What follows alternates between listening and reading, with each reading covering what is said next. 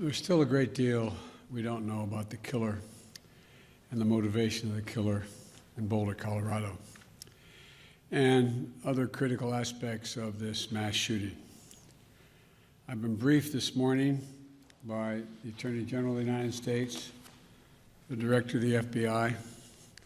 I've spoken with the governor, and I'll be speaking with the mayor on the aircraft. We're working very closely with the state and local law enforcement officials, and they're going to keep me updated as they learn more. You're going to ask me to speculate. Understandably, you'd ask me to speculate about what happened, why it happened, and I'm not going to do that now because we don't have all the information, not until I have all the facts. But I do know this. As president, I'm going to use all the resources at my disposal to keep the American people safe. As I said, at this moment, a great deal remains unknown, but three things are certain. First, 10 lives have been lost and more families have been shattered by gun violence in the state of Colorado.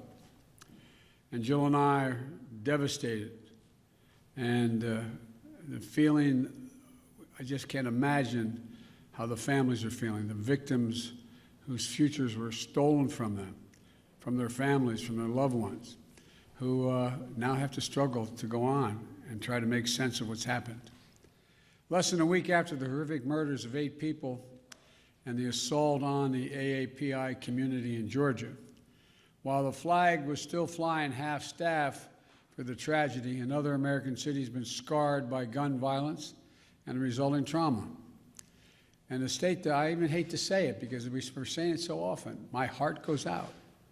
Our hearts go out for the survivors, who had to flee for their lives and who hid, terrified, unsure if they would ever see their families again, their friends again.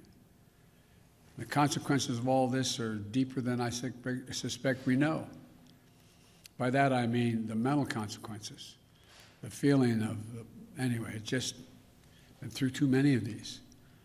The second point I want to make is my deepest thanks to the heroic police and other first responders who acted so quickly to address the situation and keep the members of their community safe.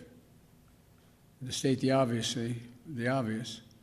I commend the exceptional bravery of Officer Eric Talley, and I send my deepest condolences to his family, his close family and 7 children.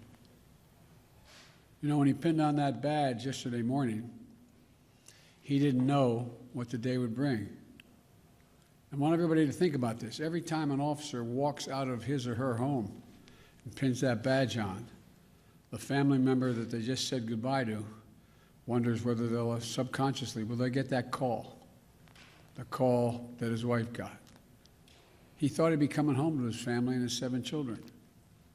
But when the moment the act came, Officer Tully did not hesitate in his duty, making the ultimate sacrifice in his effort to save lives. That's a definition of an American hero. And thirdly, I want to be very clear. This is the one thing I do know enough to say on in terms of what's happened there. While we're still waiting for more information regarding the shooter, his motive, the weapons he used, the guns, the magazines, the weapons, the modifications that apparently have taken place to those weapons that are involved here, I don't need to wait another minute, let alone an hour, to take common sense steps that will save the lives in the future and to urge my colleagues in the House and Senate to act. We can ban assault weapons and high-capacity magazines in this country once again. I got that done when I was a senator. It passed. It was law for the longest time. And it brought down these mass killings. We should do it again. We can close the loopholes in our background check system, including the Charleston loophole. That's one of the best tools we have right now to prevent gun violence. The Senate should immediately pass, let me say it again, the United States Senate, I hope some are listening, should immediately pass the 2 House-passed bills that close loopholes in the background check system. These are bills that receive votes of both Republicans and Democrats in the House. This is not and should not be a partisan issue. This is an American issue. It will save lives, American lives, and we have to act. We should also ban assault weapons in the process. I'll have much more to say as we learn more, but I wanted to be clear. Those poor folks who died left behind families that leaves a big hole in their hearts. And we can save lives, increasing the background checks so that they're supposed to occur, and eliminating assault weapons, and the size of magazines. I don't know all the detail yet on that.